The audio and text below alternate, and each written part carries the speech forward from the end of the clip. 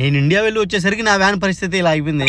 నేను డ్రైవర్ గా చేసే వ్యాన్ వచ్చేసి వేరే డ్రైవర్ కి ఇండియాకి వెళ్ళిపోయినా. తిరిగి వచ్చే లోపల ఈ మాదిరి అయితే డ్యామేజ్ అయితే అయిపోయింది. నేను మా ఫ్రెండ్స్ అయితే వ్యాన్ రిపేర్ చేయడానికి అయితే వచ్చినాం. కేవలం ఆ బ్యాక్ సైడ్ డెంటింగ్ కే 40 KD అయితే తీసుకున్నాడు. వచ్చేసి సాల్మియాలో ఉంటుంది, బోరీ వాళ్ళదంట. మామ వచ్చేసి వర్క్ బాగా చేస్తారంటే ఇక్కడికి వచ్చి పెట్టాను వ్యాన్. ఏమైనా మన వ్యాన్ కి అలా చేస్తామంటే బాధ అయితే వేస్తుంది. మొత్తం బొక్కలు పెట్టేసి అయితే రబ్ చేస్తున్నాడు. లేక మా రామయ్య కూడా అయితే వచ్చినాడు వ్యాన్ దగ్గరికి. ఇలా రబ్ చేసి మొత్తం పాలిష్ చేసి తర్వాత పెయింట్ అయితే కొడతారంట. ఆ మొత్తం దుమ్ము ముక్కలు సచ్చేట్ గా ఉంటే మా తమ్ముడు చూడండి ఎంత బాగా కూర్చోన్నాడు వినాయకుడిలాగా.